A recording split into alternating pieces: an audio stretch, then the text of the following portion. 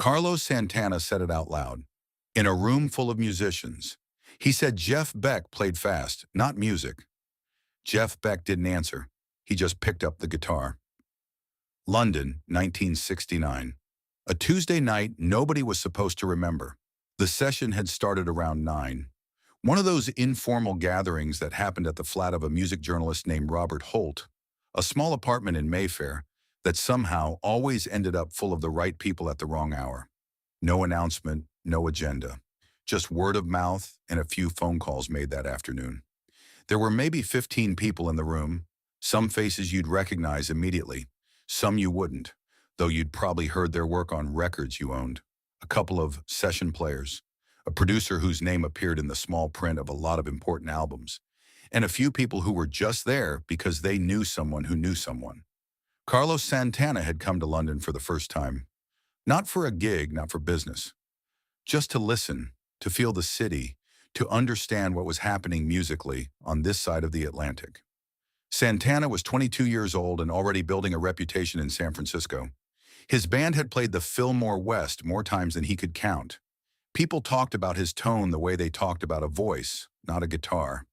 Warm, human, like something that had feelings. He'd been in England for 4 days by that point. He'd gone to see 2 shows, had long conversations in small pubs, sat in on one studio session in Soho where nobody had introduced him to anyone, and he just listened from a chair in the corner. That was fine with him. He wasn't there to be recognized. He was there because London in 1969 had a sound, and he wanted to understand where it was coming from. He'd brought that reputation into Holt's living room without meaning to. People knew who he was. They made space for him. He sat near the window with a glass of red wine and talked about music with the kind of seriousness that only young musicians who truly believe in what they're doing can sustain. Jeff Beck arrived later, closer to 10. He came in through the door the way he did most things, quietly without signaling that he'd arrived. He was 25, and he'd already been through 2 versions of himself musically, the Yardbirds, the Jeff Beck Group. Now he was somewhere in between, recording, experimenting, not entirely sure what came next. He didn't talk about that with people. He didn't really talk about much of anything. He found a corner, took a beer from someone's hand, and mostly listened. The conversation drifted the way it always did in those rooms. Music, musicians, scenes, cities. Someone mentioned Clapton, someone else mentioned Miles. Santana was speaking about the importance of feeling in music, about how technique without soul was just gymnastics. And people were nodding, agreeing, because Santana had a way of saying things that made you feel he was right even before you had time to think about it. Then someone mentioned Jeff Beck, not to start anything. Just in passing, the way names come up in conversations like that. Santana paused. He looked across the room toward the corner where Beck was standing. Beck is fast, Santana said. Very fast. But fast isn't music. He said it without venom. That was the thing about it. He wasn't attacking. He was making a distinction, the way a craftsman might talk about the difference between speed and precision. He believed what he was saying. That was clear. A few people glanced toward Beck. Someone shifted in their seat. Beck looked at Santana for a moment. Then he looked down at his beer. He didn't say anything. The room didn't explode. That's not what happened. What happened was subtler than that. The conversation continued, but something had changed in it. There was a new awareness, a low hum underneath everything.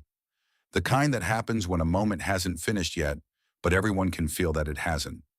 Someone had brought a guitar, a 1960 ES-335, borrowed, slightly out of tune, leaning against the wall near the bookshelf. Nobody had touched it all evening. Beck walked over to it at some point. Nobody marked the exact moment. 1 second he was in his corner with his beer, and then he was holding the guitar, checking the tuning quietly, not looking at anyone. Santana was still talking. About Coltrane this time. About how Coltrane approached a note not as a destination, but as a question. Beck plugged the ES-335 into a small practice amp in the corner of the room. The kind of amp that barely fills a living room. Nobody asked him to play. Nobody gave him permission. He just started. He didn't play fast. That was the first thing people noticed. He played slowly. A single note, then another. There was space between them, deliberate space, the kind that makes you lean forward slightly without realizing it. Then he bent a note. It's difficult to explain what happened in that bend, because it wasn't just a technical thing. It was the length of it, the way he held it past where most players would let go, past where it was comfortable, until the note said something that a word couldn't. It hung in the air. Then it resolved, and the resolution felt earned in a way that made the preceding silence make sense retroactively. Santana stopped talking. He didn't make a decision to stop. He just stopped, mid-sentence, and turned toward the sound. Beck kept playing, still slowly, still with those deliberate pauses that were as much a part of the music as the notes themselves. He wasn't showing off.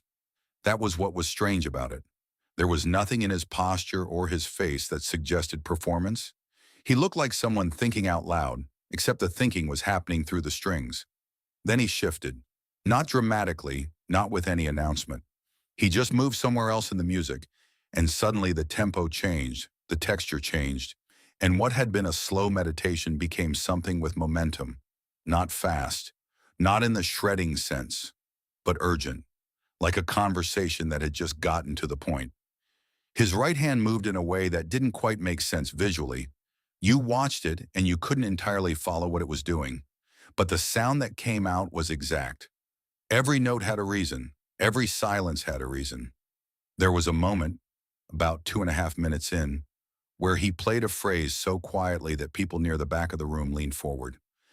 Not because they couldn't hear it, because they didn't want to miss any of it.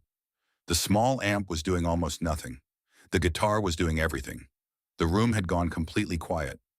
Someone's drink was sitting on the coffee table, untouched, going warm. Beck played for maybe 4 minutes, maybe 5. Nobody was counting. When he stopped, he didn't look up immediately. He stayed in that position for a moment, head slightly down, like he was listening to the last note finish its full life before he let it go. Then he put the guitar back against the wall. He walked back to his corner and found what was left of his beer. Nobody spoke for a few seconds. Not because they were being dramatic about it, just because nobody had figured out yet what to say. Santana was still looking at the guitar. His face was not the face of someone who had been proven wrong. It was more complicated than that. It was the face of someone recalibrating, someone quietly revising something they'd thought was settled. He picked up his wine glass. Put it down without drinking. Someone across the room made a small sound, not quite a word. Someone else laughed softly, but it wasn't a mocking laugh. It was the laugh of someone who didn't know what else to do with what they'd just witnessed. Santana looked at Beck. Beck was looking at the wall. Okay, Santana said quietly. Just that. Okay. Beck nodded once, barely, like he hadn't heard, or like he'd heard and it didn't require anything more than that.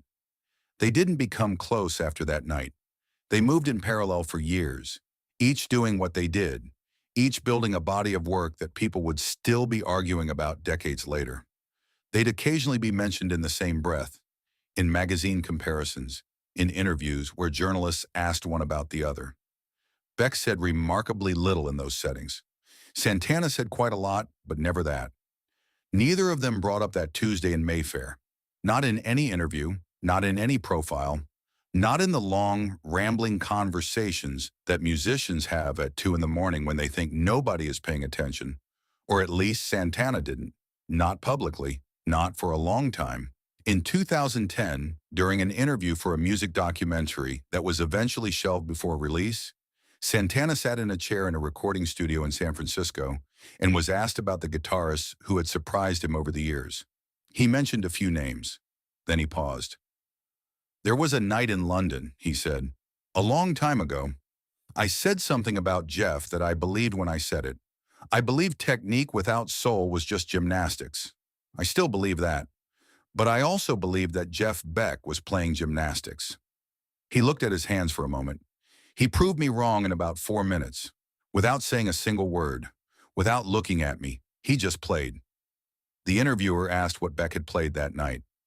I don't know what you'd call it, Santana said. It wasn't a song I recognized. It wasn't a style I could name. It was just him thinking through the guitar. He paused again. What bothered me wasn't that I was wrong. Being wrong about something is fine. What bothered me was how easy he made it look. Not the playing, the not caring. He didn't need to prove anything. He just played because there was a guitar there, and he had something to say. The documentary was never finished. The interview sat in a storage facility for years. When it finally surfaced in 2019 as part of a compilation of unused music footage, that particular clip was shared widely. Musicians who had spent careers trying to articulate what separated good playing from something more essential passed it around quietly, without much comment, because the clip didn't really need any. Jeff Beck died in January 2023. Santana was one of the first people in the music world to say something publicly. His statement was short. He didn't talk about influence or legacy or historical importance. He wrote 4 sentences. The last one said, "He taught me something once without speaking. That's the hardest kind of teaching to do and the most lasting kind to receive." Nobody knew exactly what moment he was referring to.